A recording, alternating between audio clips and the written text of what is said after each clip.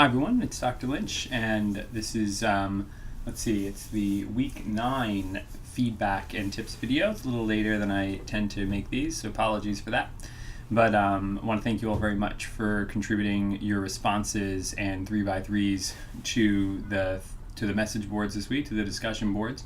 The question that we were focusing on is around the relationship, but what is the exact question? What does it mean to comprehend a text, and how does one's own subjectivity enable and inhibit one's comprehension? I think one of the key lessons that kind of came through this week, which I was happy to see, was this idea that like our own histories and culture, like that has everything to do with our preparedness to comprehend a text in many ways, especially for, as students get older. That when they're starting to kind of more consciously identify with some of those things, like it's a key part of literacy, right? And that isn't necessarily common sense. You don't necessarily come into thinking about literacy, that way. We tend to think about it as more of a separate sort of skill-based cognitive process, and it is that. There is that to it. It's not all it is, right? But there is that to it. And we saw that come through a few different ways in the readings this week.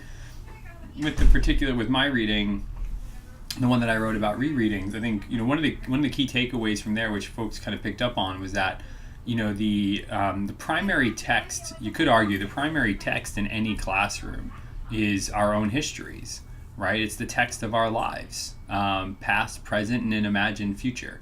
And so it's important to acknowledge that text in the classroom, and it's important to find creative ways to make that a meaningful part of the curriculum.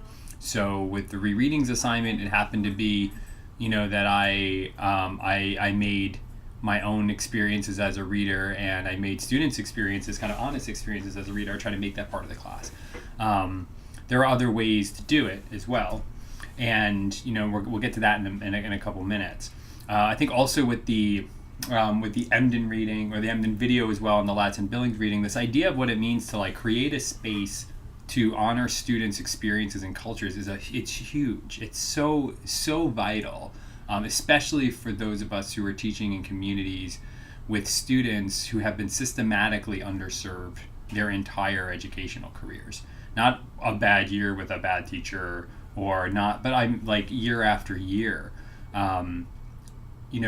As well as it's important to, I might have shared this tidbit already in one of these videos, but when you do the actual math for how much time students spend in school per year, it amounts, like taking 24 hours a day, 365 days a year, it amounts to about 12% of the year. So that other 88% of students' lives matters, right? Matters more than perhaps we think. And so one of the ways that we can treat that as a real asset in our teaching is by acknowledging student voice, student culture, and acknowledging it authentically. And it's the authentic part, I think, that's hard, right? It's the authentic part that I think people struggle with. And there's a lot about the way that the school system is set up, with the accountability and assessment and data. There's a lot about the way that it's set up that makes it really hard to focus on the individual child, actually, when not just pointing at a cell on a spreadsheet, and pointing to a number. But I think one of the questions that kind of came up over the boards and in some of the reflections was like, well, but what do I do in the classroom? Like, what does this really look like? And there are some simple ways to start kind of moving in this direction. This direction being to honor students' voices and experiences authentically in instruction. So one kind of simple way just to think about it is you could raise some of the kinds of questions that I kind of model in the rereadings article. You could try raising some of those yourselves in your classrooms. Engaging students specifically around let's talk a little bit about your histories as students.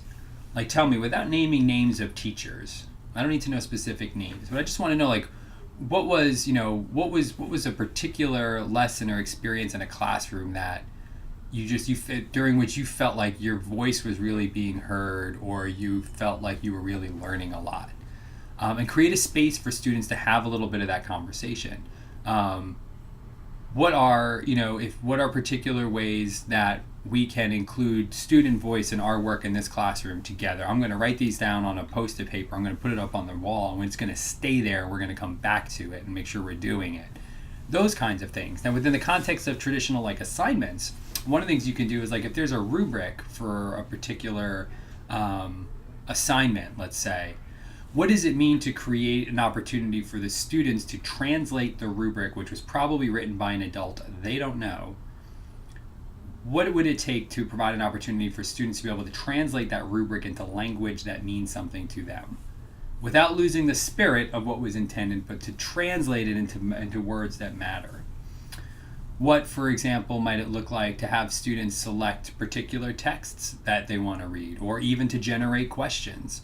You could even, if you know that you have to cover, X topic going into a particular unit because that's what you're required to do by your principal or your school, that doesn't mean you can't supplement it with student-generated questions about that topic, right? If you have to teach out of a particular textbook, that doesn't mean you can't supplement it with additional text as well, or it often doesn't mean that. So those are just some ideas of like what it means to be able to kind of simply create these little opportunities just for students to engage authentically. One of the other things that I've done in schools with teachers as well would be if you're having a hard time in your class, right, for one reason or another, and early career teaching's hard. Some of the schools in the city are hard for lots of different reasons. If you're having trouble in one of these classes in terms of you don't like the tone of the class or it's not, invite a small group of students to come to lunch in your classroom with you. Buy them pizza. But use that space as an opportunity to say I think we can, when we're in class, I don't feel like we're doing the best we can in terms of teaching and learning. I feel like maybe sometimes it's disrespectful, students are checked out, whatever it might be. Can we have a real conversation about like what's working about my teaching and what's not working about my teaching? And then be quiet and just take notes. Because if there's one thing students are expert on, it's on what like quality teaching looks and feels like. They are certainly expert on what the lack of that feels like. But that's again a simple way just to invite, and you have to pick the right students. You don't pick students who are just going to tell you what you want to hear. You don't pick students who are going to be a distraction and aren't mature enough or able to handle it. But invite that kind of feedback from your students and see where it takes you. See what insights it gives you. Ask them to share some experiences from other classes that they've had. Again, not naming teachers because that's where it gets a little awkward. They don't need to name teachers, but just describe the classroom, the setting, what was it the teacher did. Those are great ways of doing it. And I think also finally, if there are particular ways that you can tweak assignments so that students can put their voices and ideas out there into the world, that too can be very, very powerful. I did a project, I don't think we're going to read it, I think I took it off the list, but we did a project where students, they wrote literary analyses for Canterbury Tales, and then they rapped the literary, they had to translate them into rap. Because one of the main things I was trying to drive home with Canterbury was like you can read it as like medieval rap. It uses end rhyme, it comments on social issues. There's all sorts of kind of reasons to do that. But then they created these songs over musical beats that we recorded in the classroom, and they had a CD. It was the CD days. They had a CD at the end of it that they could listen to. They could share with their friends. So having that not just authentic voice, but then authentic ears, authentic audiences for the work that's produced in school. Can go a real long way. I was working with a school in the Bronx last year, and we had one of the units started out with students bringing home surveys for their families and community to fill out, and then we brought back that data into the school, entered it into a spreadsheet, and it was a data set that was part of their final project. Right, so it's like there's lots of ways to engage students in more authentic ways. It takes a little bit of courage on our behalf, yes. It also takes kind of suspending those voices and those memories of what everyone's kind of telling us education is supposed to be.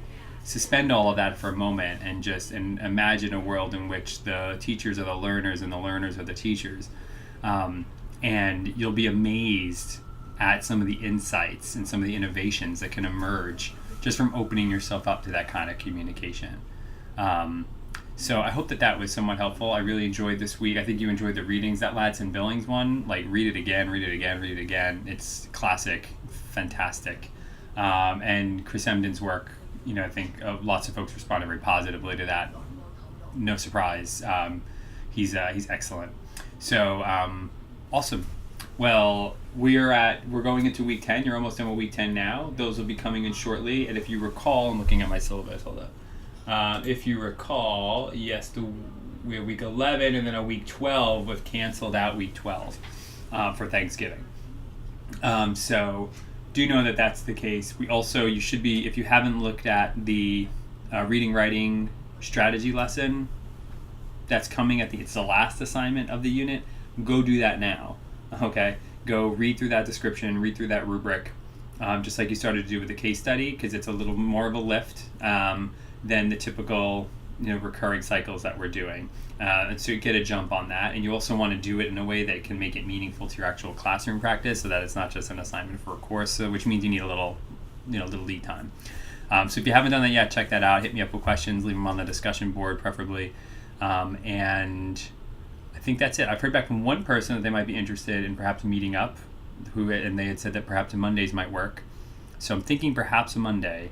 But I haven't heard from anyone else. So if you're interested in getting together as a class and seeing each other face to face toward the end of the semester, maybe in December, one of the we can certainly try to make that happen. But you got to tell me you're interested, because I don't want to be hanging out in an empty room. So let me know via email is fine, discussion board is fine for that. But do let me know. Otherwise, I'm just going to think it's not of interest, which is okay. All right. So thanks very much, and I'll see you online.